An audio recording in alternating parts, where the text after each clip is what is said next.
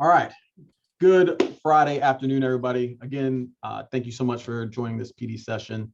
This session will be recorded so that you can refer back to it. It will be in our Keenan PD library.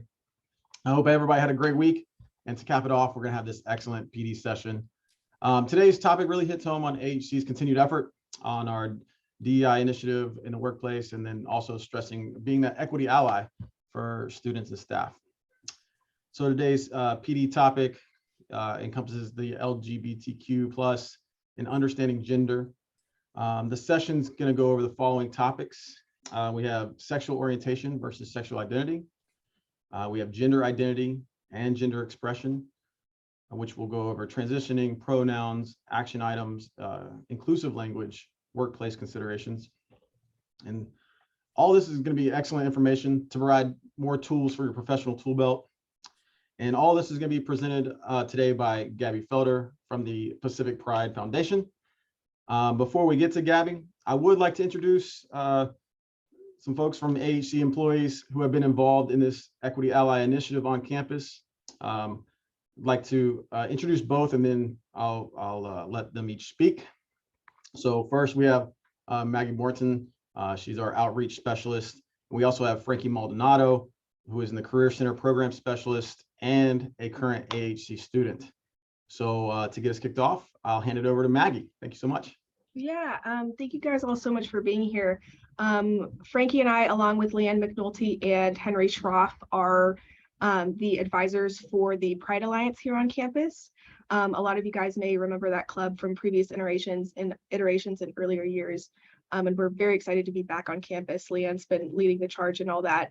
And when we mentioned to students that we were going to be doing this training with staff members, they were thrilled. We had a really positive response to this because a lot of the students have said that, you know, they run into staff members or faculty who just aren't sure how, you know, maybe they aren't sure how the student identifies and they don't know how to ask appropriately.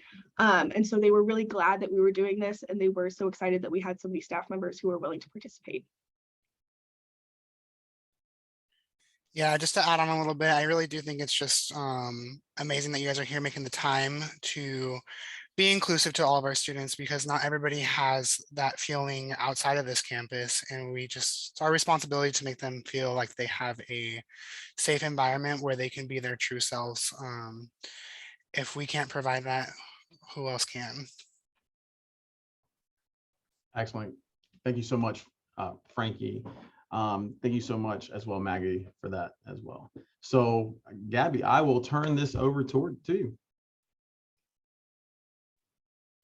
Hi, everyone. My name is Gabrielle Felder, and my pronouns are she, they, and I work at Pacific Pride Foundation as their community outreach and education manager. So I have about a 1 hour-ish workshop for you all today. I'll try to be mindful of time because it's Friday and I know everybody wants to get home and get out of here. So yeah, it's as interactive as you all make it. So please stop me at any point if you have questions. I'll try to pause after every slide or so and leave room for questions, but we'll go ahead and get into it. So I'm going to go ahead and share my screen.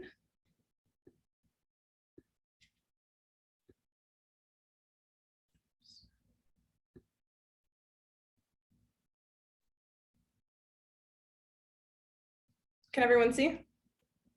Awesome. Yes. So here, I'll go back to the title slide. So again, LGBTQ plus 101, understanding gender. And again, my name is Gabrielle Felder, Community Outreach and Education Manager at Pacific Pride Foundation. So the first thing that we want to talk about today is why we're here. And the goal of being here today is to encourage positive outcomes.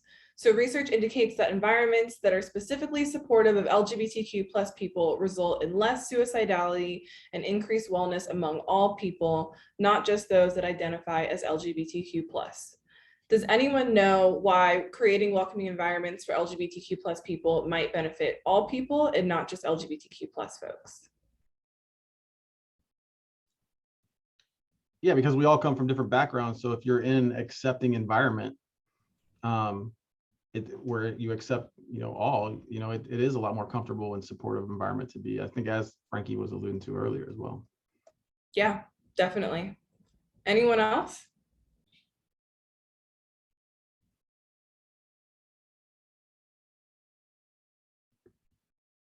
One of the other reasons is sort of stigma, like that people place on LGBTQ plus folks based on like an assumed or perceived identity without it being correct.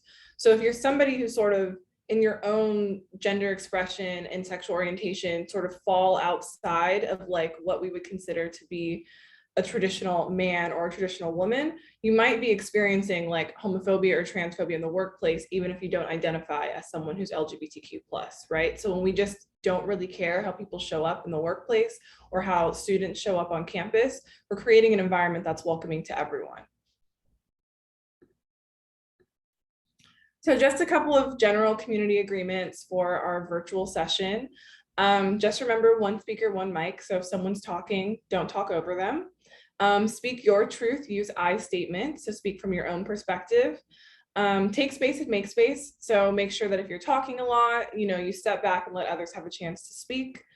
All levels of knowledge are welcome. We're here to learn and understand things. So again, please stop me and ask questions. Expect and accept a lack of closure. We're not going to be able to tackle all of homophobia and transphobia in one workshop, but this is a good starting point for further learning. Respect and reflect on the topics that were discussed in this workshop today. In challenging moments, stay honest and curious. When we're on Zoom, questions, comments, and Zoom reactions are encouraged. Just so that it's easy for me to see the slides, I will like minimize the little window where I can see your faces, and then I'll make it bigger again when I ask questions to the group. So I might not see a hand raise or anything like that. So Thomas, if you see somebody raising their hand or needing a question, please just unmute yourself and let me know. And then again, what's learned here leaves here, and what's said here stays here. So this is a confidential space, but hopefully the information that we discuss here together will leave with you. Any questions?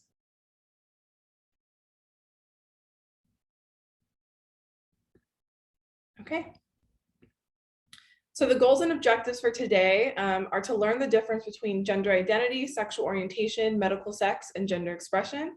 Also to understand correct and welcoming vocabulary, and to deconstruct some myths about LGBTQ plus identities. So the first thing we're going to talk about is sexual orientation. So sexual orientation or sexual identity refers to who we are attracted to romantically, sexually, or emotionally.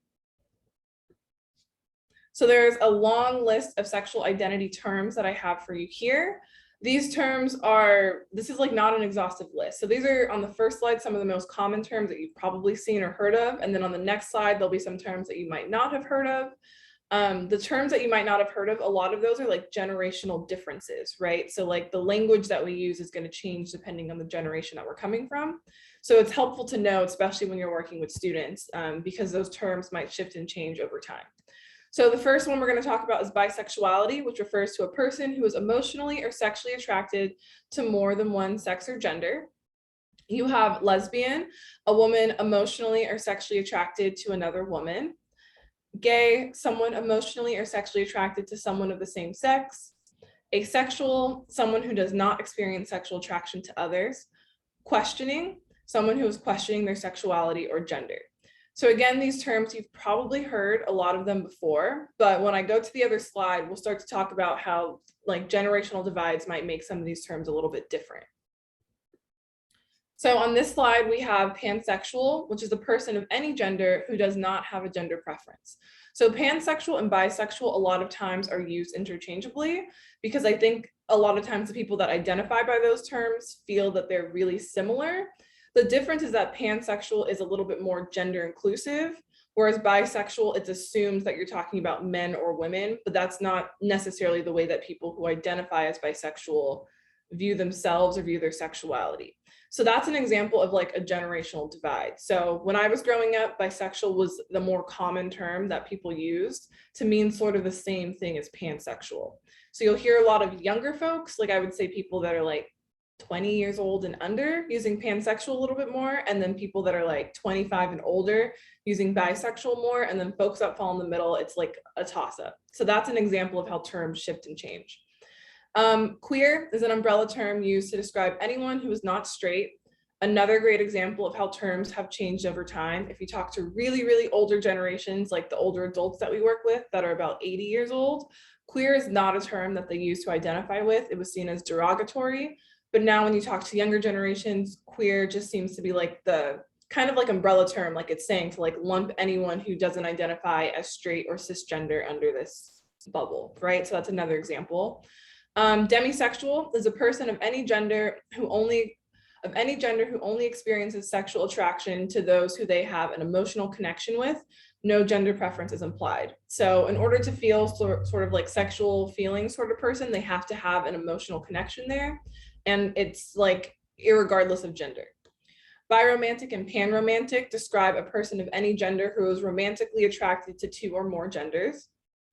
Aromantic describes a person of any gender who experiences little or romantic attraction to others.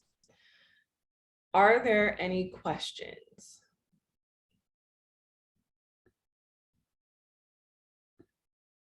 Okay. So we're going to talk about bisexuality a little bit more. So bisexuality, it's basically a non-monosexual, which means you're attracted to more than one gender. So that's like a non-monosexual sexual romantic orientation. It's the largest identity group within the LGBTQ plus population, but it's one of the least represented and most misunderstood. And again, this is just like a breakdown of the differences and similarities between the terms bisexuality and pansexuality. So for bisexuality, it would be an attraction to men and women, your own gender and another, two genders or all genders. Pansexuality, inherent of its definition, means attraction to all genders. Bisexuality, again, like I said, it's a more familiar term with the most historical roots, and pansexuality is a newer term and it doesn't have the sort of binary baggage of bisexual. Any questions? Yes, Gabrielle.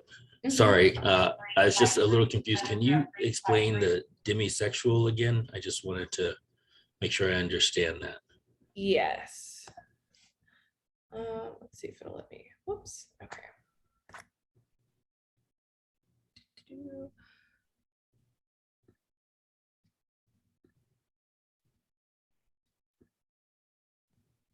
Okay. So demisexual, again, a person who of any gender who experiences sexual attraction to someone only after they have an emotional connection. So for example, there are some people who will look at, people just in life and around, and it'll be like, oh, that person is super attractive. Like I would hook up with that person, for lack of a better term, right? Someone who's demisexual is going to be like, okay, yeah, maybe they're attractive, but I don't feel any sort of sexual attraction to that person because I don't know them. I don't have this sort of like emotional bond with that person. So whereas some people can sort of enter sexual relationships with people without having that emotional connection be there, demisexual people aren't interested in that. Does that make sense? Yeah, that helps. Thank you. Mm-hmm. Yes. Any other questions?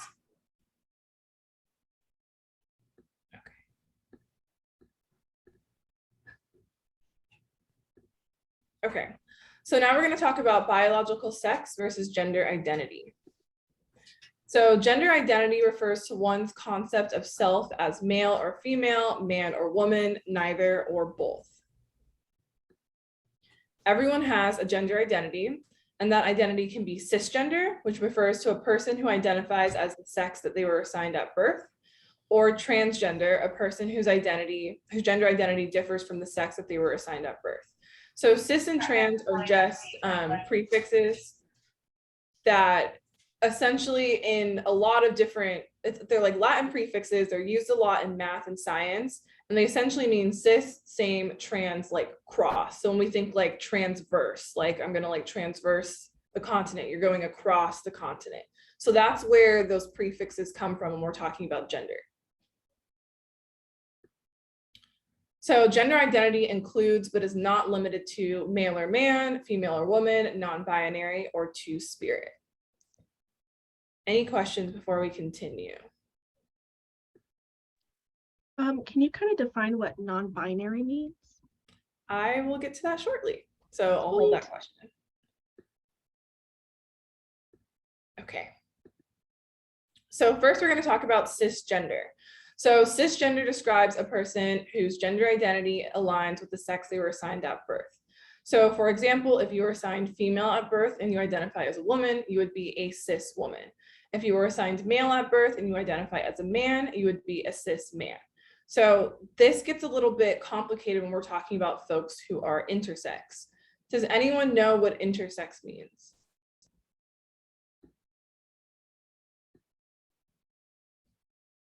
Okay, so intersex refers to individuals that are born with some mixed combination of different physical sex characteristics. So for example, you might have XXY chromosomes, for example. So you have like two X chromosomes, but also X and Y chromosomes. So you might have like a combination of that.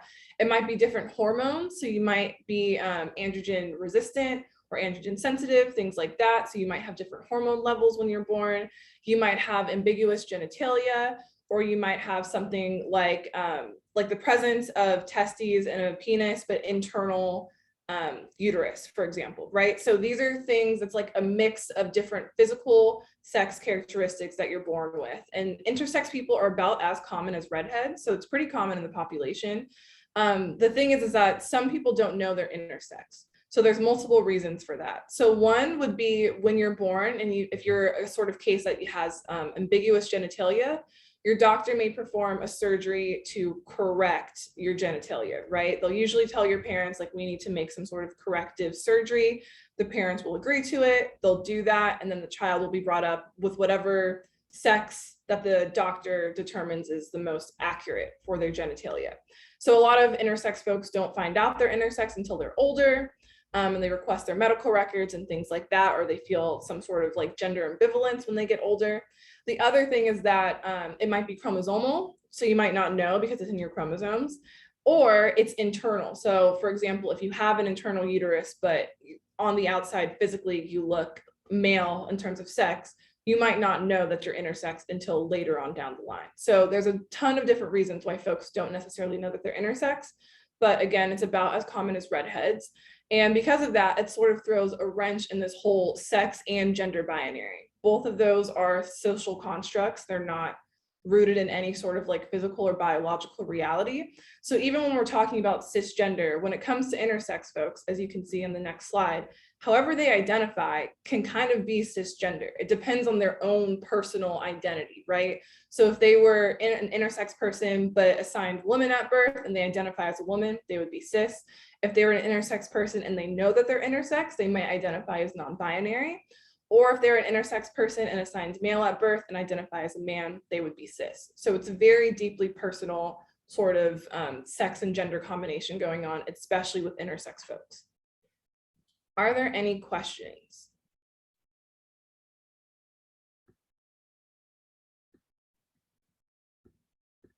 Okay. So next we're going to talk about transgender, and this describes a person whose gender identity does not align with the sex they were assigned at birth. So if you're assigned female at birth and you identify as a man, you would be a trans man. If you were assigned male at birth and you identify as a woman, you would be a trans woman. And again, if you were intersex at birth and you were assigned female and you identify as a man, you would be a trans man. Intersex, but you were assigned male at birth, identify as a woman, you'd be a trans woman. And you can also, anybody who is female, intersex, or male assigned at birth who identifies as non-binary could identify as trans. And so we'll get to the non-binary definition in a second. Any questions before I continue? I know there's a lot of arrows and a lot of circles, but just so that everybody knows, if you identify with the same sex you're assigned at birth, you're cis. If you're identifying as a different gender than you were assigned at birth, you're trans. And that includes non-binary folks. So now we're going to talk about the gender binary. And the gender binary is the assumption that only two genders exist, male or female. So this leads to expectations and stereotypes about gender based on someone's assigned sex. So for example, males are tough and females are nurturing. And these expectations reinforce what are deemed acceptable behaviors for certain genders. So I was talking about social constructs, which are essentially a fancy way of saying things that people made up to make life a little bit easier, but it doesn't always hold true or fast. So gender is one of those that is very, very dependent on time and culture and religion and language and a lot of other factors. So for example, a woman in the United States in 2020 is having a very different experience than a woman in Iran in 2020.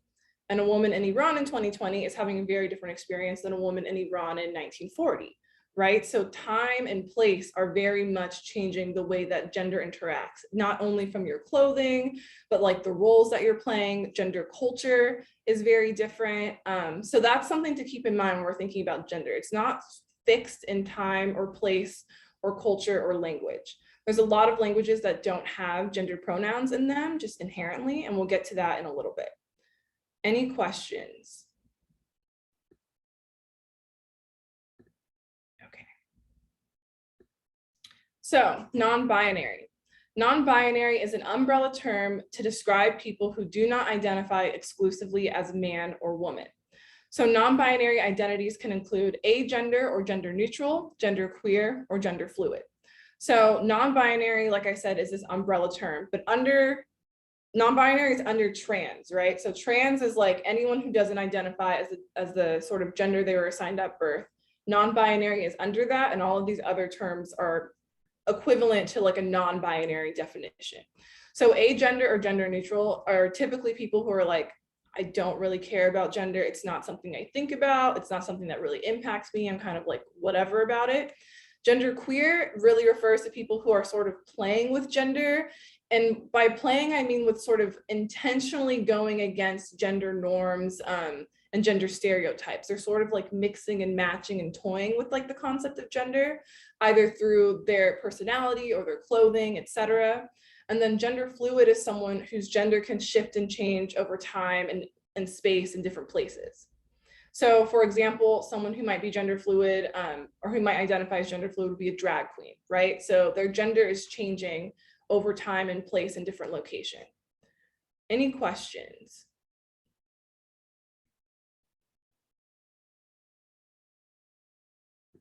Okay. So Two-Spirit. Two-Spirit is a term used within some Indigenous communities encompassing cultural, spiritual, sexual, and gender identity. So the term reflects the complex Indigenous understanding of gender, gender roles, especially during ceremonies, spirituality, and sexual/gender diversity among Indigenous peoples and culture. Two-Spirit is a culturally specific term that is separate from non-binary, and Two-Spirit is a term used only by Indigenous people. However, not all gender and/or sexually diverse Indigenous people identify as Two-Spirit. So I'll show a quick video that hopefully will play, but it's going to describe what Two-Spirit is a little bit more in depth. But again, this is an Indigenous specific term, and it's rooted in the history and culture of Indigenous peoples and their traditional view of gender. As we'll talk about in a second, there's a lot of cultures around the world who do not have a binary view of gender, don't have gendered pronouns, or have multiple words for different genders. And so Indigenous folks that are Indigenous to North America and South America come from backgrounds where gender isn't a sort of binary. And so Two-Spirit is mainly a term used in North America because it's in English and it's easier for people in North America to be able to use that term, and because of the colonial history of Indigenous people here who've lost a lot of connection to their language. Two-Spirit is sort of a uniting force for people. So hopefully the video will play, fingers crossed.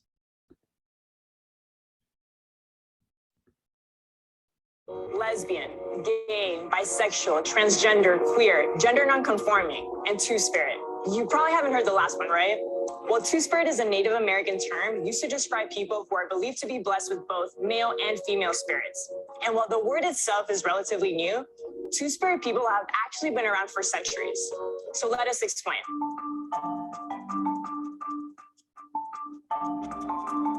For the hundreds of tribes who lived in what is now known as the United States, Two-Spirit people were individuals who took on both traditional female and male roles. For example, a Two-Spirit man might be both a weaver and a hunter, or a Two-Spirit woman might excel at crafting and combat. The tribe celebrated them not because of their gender identity, but for their range of skills. They were respected as healers, seers, and medicine people. They were considered lucky in finding love, and they could help others by matchmaking and creating love potions. Two-spirit people were often referred to in a third or fourth gender, but each tribe had their own interpretation and word for it. And while being two-spirit was more about the natural fluidity of gender roles than about sexual orientation, they did tend to have same-sex relationships. Two-spirit people were honored within their communities. They were celebrated, embraced, normalized. But ignorant European settlers not only treated them poorly, but they were also perplexed by their same-sex relationships. And not surprisingly, over time, American missionaries and government agents did all they could to stamp out these cultural practices among natives. They forced relocation and forced mandatory boarding schools to culturally assimilate into white society and required Christian conversion. So as you can imagine, two-spirit traditions began to fall by the wayside. Luckily, a small number of people were able to preserve them. Native American activists in the 1960s unearthed this tradition, and slowly, knowledge about indigenous gender non-conforming people began to spread. So in the late 1980s, Native American activists began referring to queer members of their community with a new term, two-spirit. Because it was in English, the term united hundreds of Native tribes and communities under a language and culture they all knew and shared. And like other modern terms like LGBTQ, the term two-spirit emphasizes spiritual and historical heritage as opposed to the sexual and biological aspects of gender identity. Although two-spirit is in English, its origins are rooted in indigenous language. The term became official at the 1990 Intertribal Native American Conference in Winnipeg, Manitoba. Today, while two-spirit people continue to deal with the effects of colonizers' attempts to wipe out Native culture, the term is being used by the indigenous queer community to help them claim not just their gender identity, but their ethnic and spiritual heritage too. Every time you hear about the need to break away from the binary, every time you hear the need to fight for gender fluidity, do remember that it's a term that is not a new fight. It's actually a return to our roots.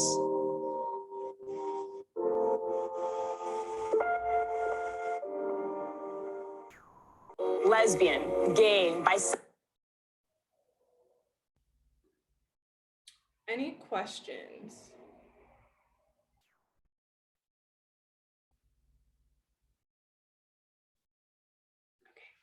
So just sort of echoing this video, this isn't new. European colonization from the 1400s to 1800s forced the idea of a binary gender system and outlawed same-sex acts in indigenous cultures across the globe. So this slide is just showing an example, a very small snippet of some of the many different parts of the world that have indigenous sort of words or traditions centered around gender fluidity. So from the Zapotec, the Samoa, the Mapuche, the Sami, in India and Bangladesh, the Dine and the Navajo. There's other languages like Tagalog in the Philippines, which traditionally does not have gendered pronouns in it. Yoruba and Igbo in West Africa traditionally don't have gendered pronouns. So this is pretty common, and you can see it all over the world. I also think in Mandarin, the pronunciation is the same, but the characters are different for different pronouns. So you'll see sometimes a lot of immigrant parents who speak other languages. I have a lot of friends who are Nigerian and whose parents mix up pronouns all the time because it's just not part of the language. There's no word for he or she in Yoruba or Igbo. Any questions?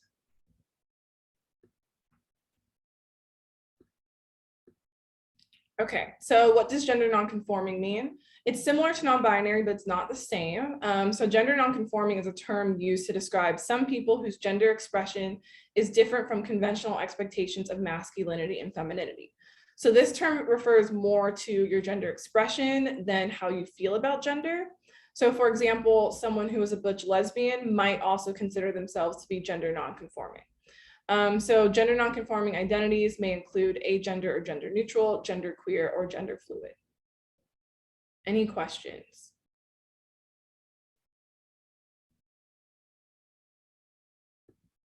Okay, so now we're going to talk about gender expression and gender identity. So gender expression is shown through clothing, styling, accessories, as well as your gait, your walk, your way of talking, your gestures, etc. So it also can be expressed through your name and your pronouns, and it's influenced, like I said, by the time and the place that that person lives in. So the clothes that I would wear today are nothing like the clothes that my mom would wear or her mom, and so on and so forth. So when we talk about transitioning, gender expression is a key part of that. So a transition is a process that trans and non-binary people may undergo to affirm their gender. Transition services are also called gender affirming care. So for example, you might tell a loved one that you trust, you might change your name, you might request that people use different pronouns, you might experiment with your gender expression, you might try hormone therapy, or you might get gender affirming surgery. Any questions?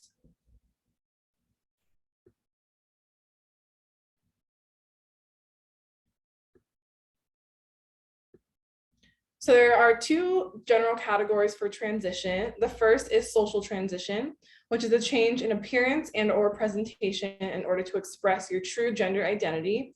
Usually your changes in your hair, your clothing, your makeup. Medical transition refers to altering your physical or sexual characteristics of your body in order to affirm your true gender identity. So that might include top surgery or other things like that. Any questions?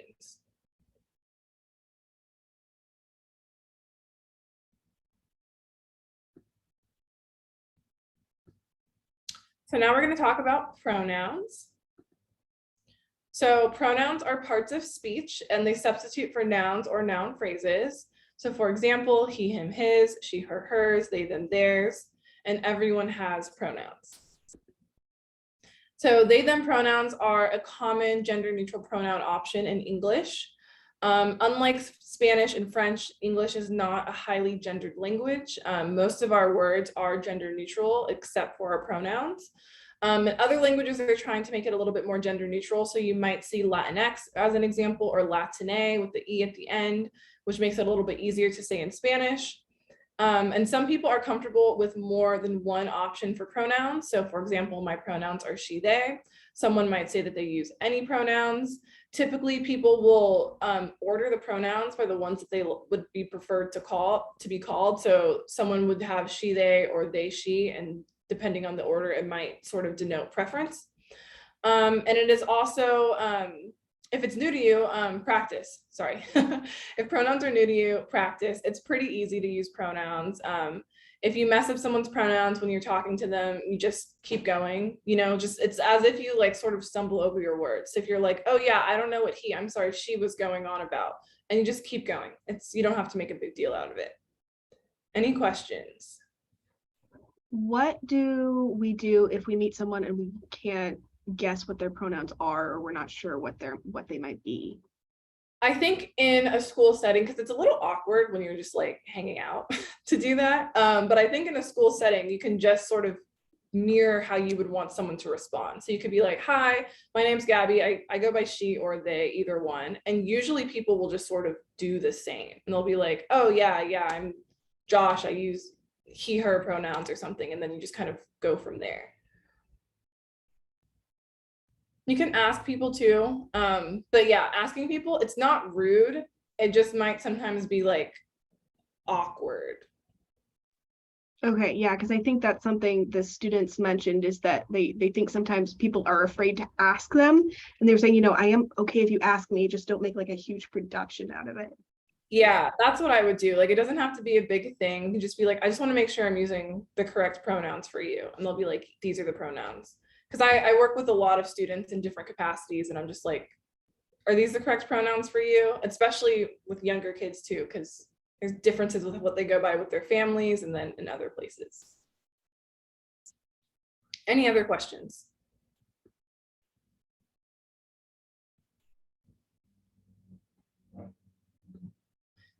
So yeah, respecting pronouns. Usually pronouns relate heavily to your identity, and misuse can cause distress or invalidation. Intentionally misusing someone's pronouns is a type of microaggression. Pronouns can be fluid. Like I said, they can change over time, and they can even change multiple times throughout a day. So some examples of how pronouns could change throughout the day: drag queens and drag kings might use different pronouns when they're performing versus in their personal lives. If you are someone who uses like she, they pronouns or he, they pronouns, but you have family members that speak Spanish or French or Portuguese or a language that is very gendered, they might just refer to you as she or he at home, and your friends might refer to you as they, them when you're in person.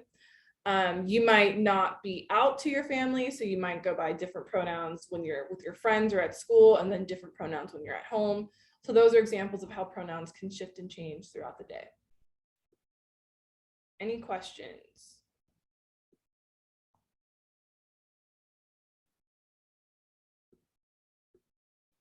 So now we're briefly going to talk about some structural inequalities. So the isms and the phobias. So that includes cis heterosexism, cis heteronormativity, which are kind of the same thing, homophobia, transphobia, and bi erasure. So cis heterosexism / cis heteronormativity. So cis heterosexism is the assumption that all people are or should be heterosexual and cisgender. So it's like, again, this assumption that everyone is heterosexual, and that is rooted in this belief that heterosexuality is superior, that it's right, that it's natural. So sometimes, especially when I do these workshops with parents, they're like, oh, how do I have these conversations if my kid is too young, or are children in this grade too young to have these sorts of conversations? But I think a good target for that is like as soon as kids are having crushes, because kids have crushes in kindergarten, you can sort of start to have these conversations. Homophobia. Homophobia is the irrational fear and prejudices of a person's real or perceived sexual orientation. Perceived is key here because even if you don't identify as somebody who is gay or lesbian or bisexual, you may be experiencing homophobia just because of the way people perceive you. The example I always use is when I was growing up, everyone assumed the theater kids were queer, for example, even if they didn't identify as that. Any questions? Transphobia. So transphobia refers to the fear of people who don't conform to gender norms or don't enjoy conforming to sort of like cisgender norms, or people who challenge the sex that they were assigned at birth. So that includes folks who are non-binary, people who don't conform to gender norms. So that would also include butch lesbians or very femme gay men, for example, trans folks as well. So anybody who's sort of breaking gender norms in any sort of way would fall under and are experiencing prejudice from this would be considered a form of transphobia. Any questions?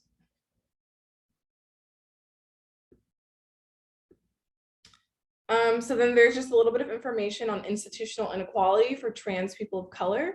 So trans people of color are 4 times more likely to be unemployed than the overall US population.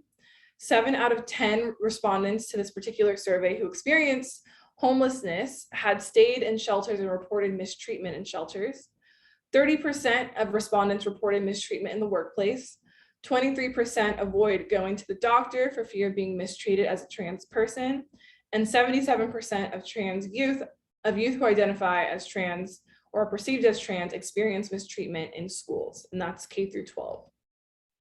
So that's just some data around the sort of discrimination that trans folks experience. Now we're briefly going to talk about bi erasure. So there's a lot of myths and stereotypes around bisexual folks. I mentioned that they are the largest demographic within the LGBTQ population, but they are the least represented and the most misunderstood.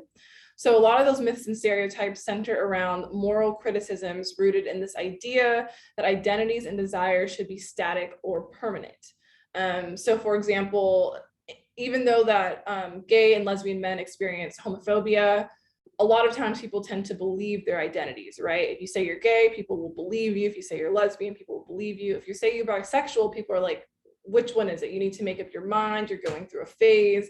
And bisexual folks experience this from both the LGT community, as well as like cis and heterosexual people as well. So that sort of leads into a lot of bi invisibility. In TV shows and the media, bi people don't tend to be represented as much. And if they are, a lot of times they are misrepresented. A lot of the TV shows that had bi characters in it in the like 90s and early 2000s depicted bisexual people as sort of sexually promiscuous, or that they couldn't make up their minds. They were constantly jumping from partner to partner. And so this is all sort of rooted in assumptions that we make about heterosexuality and monosexuality, that you only like one type of person. There's also this idea that bi people have like a privilege of passing as straight, because sometimes bi people end up in relationships with opposite sex partners. Any questions?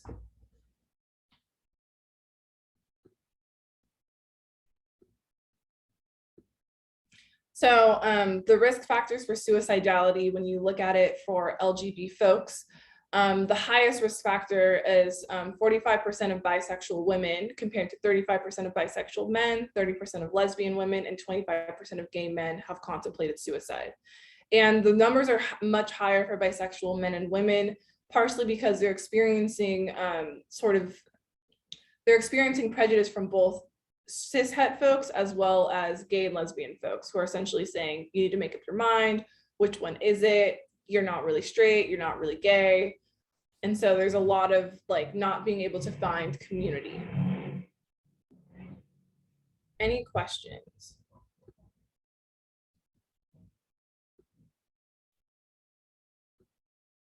So a couple of action items and next steps. So we're going to briefly talk about inclusive language. So inclusive language is important because it creates safer spaces and ensures accessibility, and language reflects your organization's or your department's values. It's also a sign of respect. So for example, ways that you can sort of set the tone or show that you're inclusive is having visual displays of inclusion, rainbow flags, for example, or other sorts of brochures for students to pick up that point them to LGBTQ+ resources, a non-discrimination statement. Like I said, brochures or resources from other orgs. You can have different forms on your website when you're doing the drop down that are more gender inclusive. And then you can also just stand by what you value. So just an example of some local resources that we have at Pacific Pride and in the larger community. So at Pacific Pride, we have counseling that is for anyone of all ages, families, youth, older adults, any sort of combination of that can come. You can do individual counseling or group counseling. And we have in-person and virtual sessions. In-person is at our office in downtown Santa Barbara. We also have youth and senior programs at Pacific Pride. So those programs are focused around building community for youth and older adults in Santa Barbara. We also have the Santa Barbara Transgender Advocacy Network, which is a separate organization, SBTAN. And then we have PFLAG, which is an organization in Santa Barbara that does a lot of work with families of LGBTQ+ folks. So that is everything that I have for you all today. Any final questions? Leanne, yes. I know Pacific Pride used to have a location here in Santa Maria. Is there any plans of having a Santa Maria like location where students could go or people could go for counseling and other services? So we do have a location in Santa Maria. It's on 105 North Lincoln Street, and we share that space with FSA, Family Service Agency. I don't think we have space in that physical office that we're renting now to do in-person counseling, and we don't have any counselors located in North County physically, but we do have a small location for folks to come and drop in. And then out of that space, we do our syringe exchange program, and we have PrEP consultations. Thank you. Gabrielle, I wasn't here for the last part of it, but is there any way we can get a copy of this PowerPoint? Yeah, I can send it over to Thomas after this call. Excellent. Thank you so much.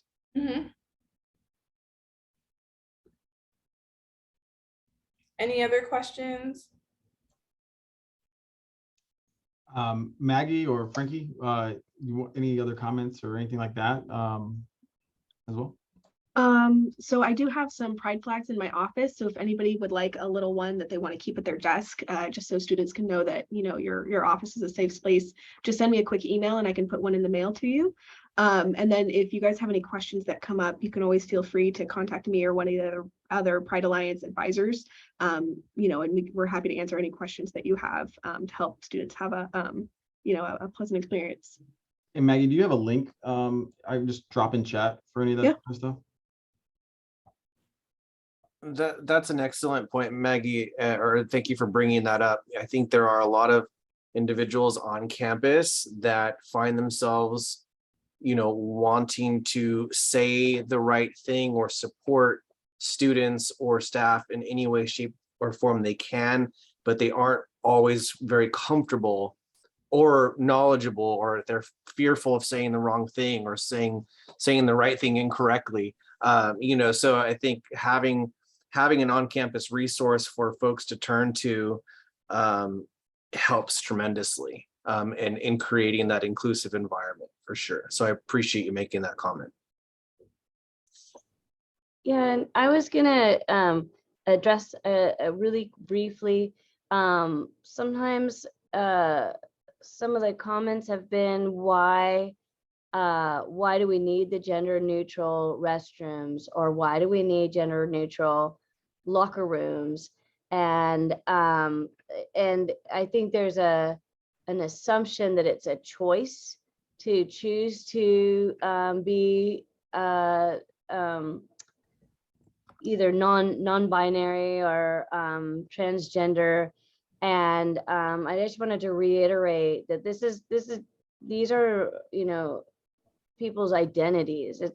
It's how they identify. So it's not a choice. It can be, but when it comes to safety and creating a safe place for being vulnerable, using the restroom, showering, changing, things like that, it's really important that we understand that this is a right for our students. So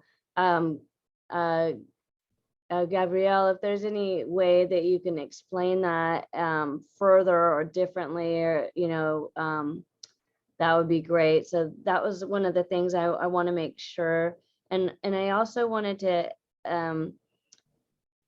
add, if you hear anybody, any of the students or even colleagues being bullied or slighted, or it's really important for us to take a leadership role and support those students and support those people by stepping in and saying, hey, that doesn't align with our college and our values. It's really important to stand up and speak up, because a lot of times our students and our colleagues are so used to being judged harshly or treated badly for either their gender identity or their sexual orientation, that it's just become almost the norm. And it's our job to step in and make sure that we are defending those students and our colleagues. Yeah, I think you bring up a really good point in terms of safety. So even if you're confused by this presentation, you still have questions that you didn't ask me, also shoot me an email. I can answer your questions later. At the end of the day, the main concern is student safety and comfortability. That should be your number one priority as folks who work on a college campus. Your number one priority is making sure that students feel safe. And if that means having gender inclusive bathrooms or gender inclusive spaces, then you create those so that students can feel safe and welcome. That should be the number one priority. That's what I tell teachers everywhere. Your goal is to make sure that students are safe.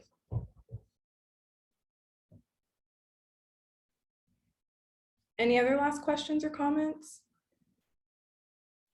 Also, sometimes our students identify as the gender that they are that they prefer here on campus because they're safe to do so, but that doesn't mean that they do outside of our campus. It might not be safe for them. So just understanding that dynamic for our students is really important. So if they identify in your classrooms as, he, him, but they were born, as she, her, when you see them out in the community, especially with friends or family, it's important just to not use pronouns or use a gender neutral pronoun, and to be conscious that dynamic might be happening, and also not to question them in front of family or friends outside of the school. So just to know that dynamic is happening and to respect, and again, it's a safety issue. Mm-hmm.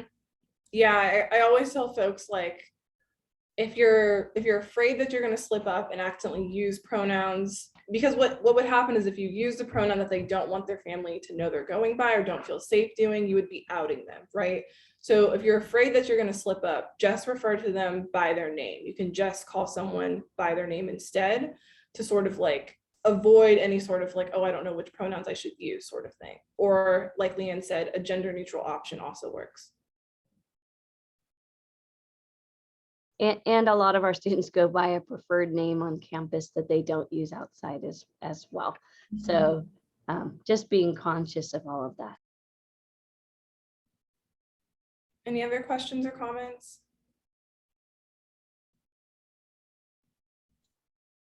Well, Gabby, thank you so much for taking this time being here. This is going to be a two-part series and many more. It doesn't stop here, but thank you so much for taking time. Again, we will have another meeting, professional development session in March timeframe. Thank you all for taking time and being that step to being an equity ally as well. And hopefully we can all go out and do our part. So with that, I appreciate everybody's time. Thank you so much, and have a great rest of your day and a great weekend. Bye, everyone. Thank you. Hi, everyone. Great